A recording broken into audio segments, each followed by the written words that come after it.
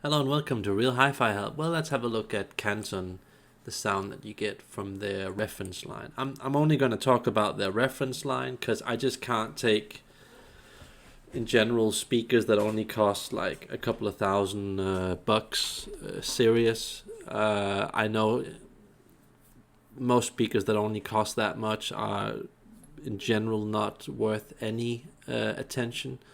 I've heard actually some of the Canton speakers, and they sound like so much else on the market when you're into that like cheapest sound category. So I'm gonna talk about the important stuff, the reference line, and this is coming from me and my friend, mostly from my friend who owned Canton, and I've actually heard Canton at his place quite a bit of times, and some other places. So overall, I want to say that great value, a lot like Monitor Audio, just in regards to value, really really great, but opposite in sound priority. So you've got this firm German, technically sound, solid sound, lots of details, a bit cold, a bit analytical, but at a high level. So it's fine. It's fine when it's at a high level. This is not like normal German sound. It is a bit above average compared to the normal German sound that you get. It's a bit suppressed in sound, but yeah, fine. It's still at a high level, so that's fine. Neutral sound, yeah. I would say that it perhaps lacks a bit of beauty, a bit of personality, but fine. A lot of people dig that. You can also move the sound quite a bit, one or the other way, when you have stuff like that. So I don't mind that. That's good for most people. So bass, yeah, just really really good bass, and just delightful to have stuff that goes below 20 hertz. I just find that crucial to having a speaker in general, that you have a speaker that goes at least to 20 hertz or below. I mean, if you don't have that, it feels like you're missing out on a lot. So that's why I really appreciate them, and that's also one of the reasons why I like the B&W D3800 speaker, because I think it goes down to like 13 or 16 hertz or something crazy like that. So that's also one of the reasons why I like it so much. And with that, you just get a flow where you're just like releasing it fully, the sound, and I really like that. So yeah, like the four last models of the reference line, I mean, superb value. Just I really don't get why aren't people just buying this brand in general. I mean, so many people have Dune Audio, Daily, Audio Vector, um, what's it called, B&W. Why aren't people going for the Canton sound? I find it to be generally a lot better than these brands, especially when we're considering the reference line. I'm not going to talk about the lower models. I really think they're a waste of time, like most other brands in that price category. But yeah, when we're talking specifically about the reference line, I'm just like, yeah, well done, Canton. Well done. It's uh, it's not the best in the world, far from the best, but um, it's just really good for the price, just like with Monitor Audio, and because of that, I'm really happy about this brand.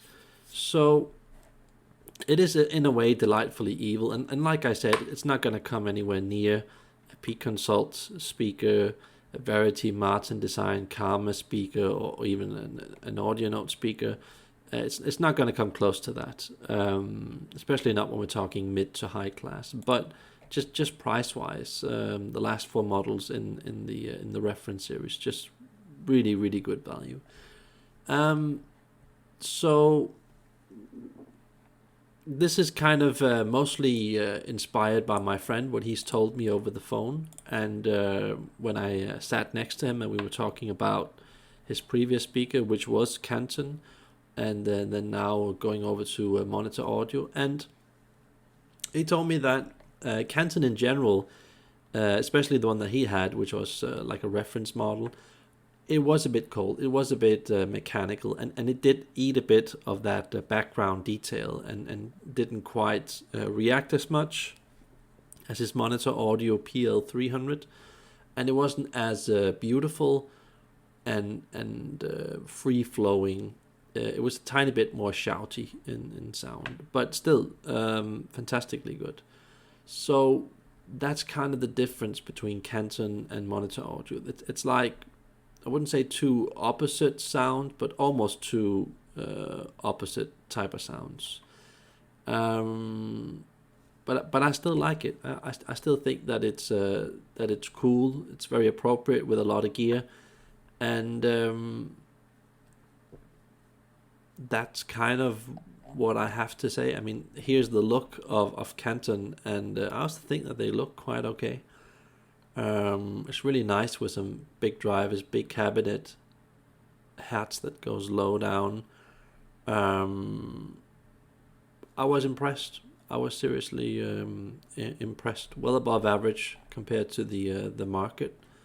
So yeah, Canton and Monitor Audio, two really good brands, and I would suggest it for people that just can't afford Verity, Martin Design, those brands, Audio Note, Peak Consult, Karma speakers. I mean, they make some really good speakers, but the problem is just, generally price-wise, you might want to go with something like Canton or Monitor Audio. But then once in a while, Verity or Martin Design or Audio Note, they make a really good speaker that gives you an awesome amount of value, and then I'd rather recommend going for that instead. So yeah, very interesting brand. It was truly awesome experiencing this sound at such a high level at his place, because he has like the best streamer sound in the world. So I was really impressed, and especially listening to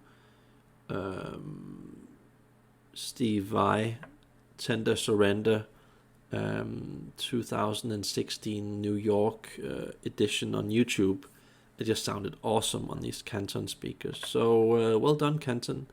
And yeah, that's all what I have to say. And remember, in the future, that brands like these can change. Sometimes they can go in a different direction. So you can't just take everything I say for face value.